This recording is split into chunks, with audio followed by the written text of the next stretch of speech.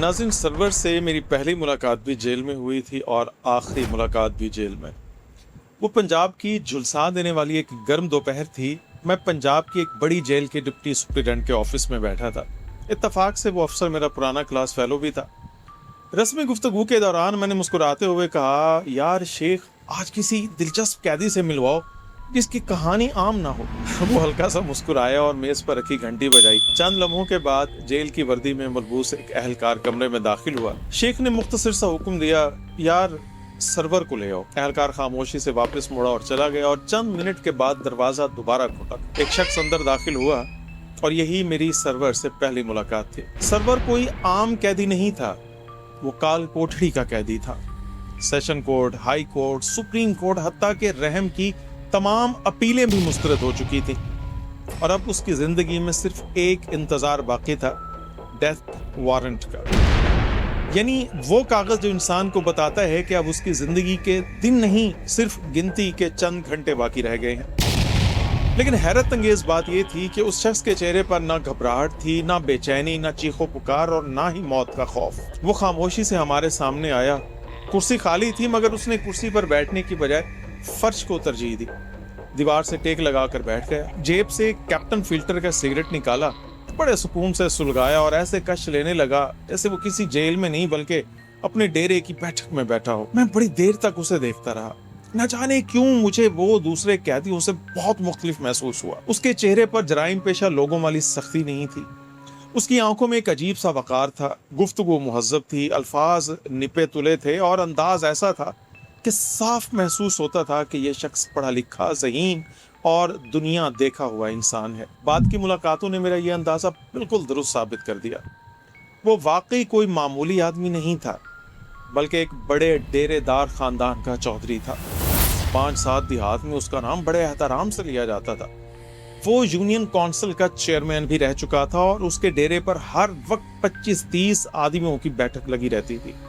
जमीनें, जायदाद, असरो रसूख, इज्जत, पैसा और ताकत, ऐसा लगता था कि जैसे दुनिया की हर नेमत उसके कदमों में रखी हो। मगर फिर भी मेरे जहन में एक सवाल बार बार उभरने लगा कि आखिर ऐसा क्या हुआ था कि इतना बासर, बाइज्जत और इतना ताकतवर चौधरी आज मौत की काल कोठड़ी में हमारे सामने फर्श पर बैठा था। वो कौन सा लम्हा था कि जिसने उसे तख्त से उठाकर काल कोठड़ी तक पहुंचा दिया? मुझे यकीन है कि इस वक्त यही सवाल आपके भी जहन में गर्दिश कर रहा होगा और यकीन मानिए मैं भी इन्हीं सवालों के जवाब तलाश कर रहा था। लेकिन इन जवाबों तक पहुंचने के लिए मुझे सरवर की पूरी कहानी सुननी थी और शायद आपको भी, क्योंकि ये सिर्फ एक कैदी की कहानी नहीं बल्कि एक ऐसे इंसान की दास्तान है कि जिसकी एक गलती ने मुझे जिंदगी के बेशुमार बहरानों से बचाया है। जी हाँ, उसकी एक गलती ने मुझे अपनी जिंदगी के बहुत से बहरानों से बचाया है। और अगर आप भी आज सरवर की उस कहानी को सुन लेते हैं तो यकीन कीजिए आपकी जिंदगी में भी बहुत बड़ी तब्दीली आ सकती है। नाज़रीन, आज भी जब कभी गुस्सा मेरे फैसलों पर हावी होने लगता है, जब कभी मेरा नफ्स मुझे इंसानियत की हद से धकेल कर इंतकाम के अंधे गार में धकेलने लगता है, तो मुझे काल कोठड़ी में बैठा वही सरवर याद आ जाता है। नाज़रीन, आते हैं चौधरी सरवर की कहानी की तरफ। चौधरी सरवर से जैसे ही हमने उसकी कहानी के बारे में दरियाफ्त किया तो उसने गहरा सांस लिया, सिगरेट का एक और कश लिया और आहिस्ता से बोला, मैं कोई मामूली आदमी नहीं था, एक बाअसर चौधरी था। अपने इख्तियार, अपनी रसाई, अपनी इज्जत और अपनी ताकत पर मुझे हद से ज़्यादा गुरूर था। मुझे यकीन था कि अल्लाह ने मुझे आम इंसानों से अलग मिट्टी से बनाया है। दुनिया में कोई शख्स इतनी हिम्मत नहीं रखता था कि मेरी आंखों में आंखें डालकर बात कर सके, मेरी बात काट सके या मेरे हुक्म को टाल सके। मैं ज़मीन पर अकड़ कर चलता था, मेरी गर्दन झुकना भूल चुकी थी और मेरे कान सिर्फ तारीफ सुनने के आदी थे। मैं दिन में 2-2 मरतबा कपड़े बदलता था, लोगों के सामने से रोटी उठाकर कुत्तों के आगे फेंक देता था, जो मेरी नाफरमानी करता उसे दरख्त से उल्टा लटका देता था और जो मेरी खुशामद करता उसके घर अनाज से भर देता। रफ्ता रफ्ता मैं खुदा को भी भूल गया था। मेरा गुस्सा, मेरा तकब्बुर और मेरी अना ही मेरा खुदा बन चुके थे। फिर एक दिन एक ऐसा वाक़या पेश आया कि जिसने मेरी पूरी जिंदगी का रुख तब्दील कर दिया। मुझे खबर मिली कि एक गरीब मजदूर हमारे गांव की एक लड़की को भगा कर ले गया है। ये सुनते ही मेरा खून खौल उठा। गुस्से से मेरे मुंह से झाग निकलने लगी। मैंने अपने आदमी भेजे और 1 हफ्ते तक उनका पीछा किया और आखिरकार दोनों को ढूंढ निकाला।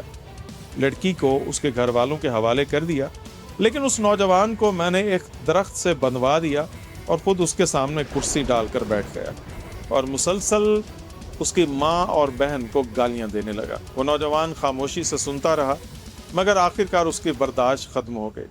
उसने निहायत आजिज़ी से कहा, चौधरी, कसूर मेरा है, सजा भी मुझे दो, लेकिन मेरी माँ और बहन को गालियां मत दो।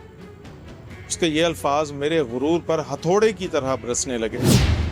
मुझे यूं महसूस हुआ कि जैसे उसने मेरे मुंह पे थूक दिया हो। मैं गुस्से से कुर्सी से उठा, उसके बाल पकड़कर जोर से झंझोड़ा, उसके थप्पड़ मारकर चीख कर कहा, मैं तेरी माँ को भी गाली दूंगा और तेरी बहन को भी, और तू मेरा क्या बिगाड़ लेगी। इसने झटके से नौजवान ने अपने बाल छुड़वाए और पहली बार बुलंद आवाज में बोला, चौधरी, अब अगर एक गाली भी तूने और दी, फिर मैं भी तेरी माँ और बहन को गालियां दूंगा। नाज़रीन, उसका ये जुमला था जिसने मेरी अकल पे पर्दा डाल दिया। मेरा गुस्सा 7वें आसमान पर पहुंच गया। मैंने उसके पूरे खानदान की माँ बहन एक करना शुरू कर दी। जब मैं खामोश हुआ तो उसने भी जवाब में एक गाली दी, और वो एक गाली मेरी पूरी जिंदगी पर भारी पड़ गई। मैंने बगैर एक लम्हा सोचे पिस्टल निकाला और देखते ही देखते सारी की सारी गोलियां उसके सीने में उतार दी। एक लम्हे के गुस्से ने एक इंसान की जान ले ली, और इसी लम्हे मेरी जिंदगी भी हमेशा के लिए खत्म हो गई। चौधरी सरवर ने सर झुकाकर कहा, उस एक लम्हे के बाद वो लाश मेरी पूरी जिंदगी से लिपट गई। मुकदमा बिल्कुल वाज़ेह था, गवाह भी मौजूद थे और सबूत भी। इसलिए अदालत ने मुझे सजाए मौत सुना दी। मेरे घर वालों ने हिम्मत नहीं हारी, हाई कोर्ट से लेकर सुप्रीम कोर्ट तक हर दरवाजा खटखटाया, रहम की अपीलें की गई, हत्ता के सदर मुमलिकत तक भी दरखास्त भेजी गई, लेकिन मेरी किस्मत का फैसला नहीं बदला। हर अपील मुस्तरद हुई और मैं काल कोठड़ी में बैठा सिर्फ एक कागज का इंतजार करने लगा, वो कागज जिसे डेथ वारंट कहते हैं। नाज़रीन, ये कहते हुए सरवर ने सिगरेट का आखिरी कश लिया, फिल्टर तक जले हुए सिगरेट को फर्श पर मसला, आंखों में तैरते हुए आंसू पूंछे और हराई हुई आवाज में बोला, चौधरी, मैं वो बदकिस्मत इंसान हूँ जो सिर्फ एक गाली बर्दाश्त न कर सका, लेकिन जेल में आने के बाद मुझे रोजाना 200 250 गालियां सुनना पड़ती हैं। ये मेरी किस्मत बन चुकी है। फर्क सिर्फ इतना था कि अब मेरे पास जवाब देने की ताकत नहीं है, मेरे पास बर्दाश्त करने के सिवा कोई रास्ता नहीं। काश मैं उस दिन सिर्फ एक गाली पी जाता तो आज मेरे सीने पर हजारों गालियों का बोझ ना होता। आज मैं तुम्हारे सामने इस सर्द फर्श पर बैठा अपनी मौत का इंतजार न कर रहा होता। तुम यकीन करो कि जेल के इन 10 बरसों में ऐसे ऐसे लोगों ने मुझे माँ बहन की गालियां दी हैं कि अगर यही लोग अच्छे दिनों में मुझे सलाम भी करते तो शायद मैं उनसे हाथ मिलाना भी अपनी तौहीन समझती। ये कहते हुए उसकी आवाज रुंध गई। कमरे में चंद लम्हों के लिए मुकम्मल खामोशी छा गई। फिर हमारी मुलाकात खत्म हो गई और वक्त गुजरता चला गया। मेरा वो दोस्त भी जेल की मुलाजमत छोड़कर कहीं और चला गया और मैं भी एक शहर से दूसरे और दूसरे से तीसरे शहर मुंतकिल होता रहा। लेकिन आज भी बरसों गुजर जाने के बावजूद जब कभी कोई मेरी बेइज्जती करता है, मुझे किसी की बात पर गुस्सा आता है और किसी की गुफ्तगू जब मेरे दिल पर तीर की तरह लगती है, फिर मेरा गुस्सा मेरे अंदर की आग बनकर भड़कता है और मेरा दिल चाहता है कि सामने वाले को उसकी जुबान में जवाब दो, उसका मुंह तोड़ दो, या उसकी तौहीन जो उसने की है उसका बदला उससे बड़ी तौहीन से दो। तो अचानक मुझे यूं महसूस होता है कि जैसे मेरे सामने वाली दीवार से काल कोठड़ी का वही चौधरी सरवर उठकर आ गया हो। वो खामोशी से सिगरेट का एक कश लेता है और मेरी तरफ देखकर हल्का सा मुस्कुरा कर कहता है, पी जाओ, बर्दाश्त करके ये कड़वा खून पी जाओ, ये एक गाली तुम्हें 1000 गालियों से बचा लेगी।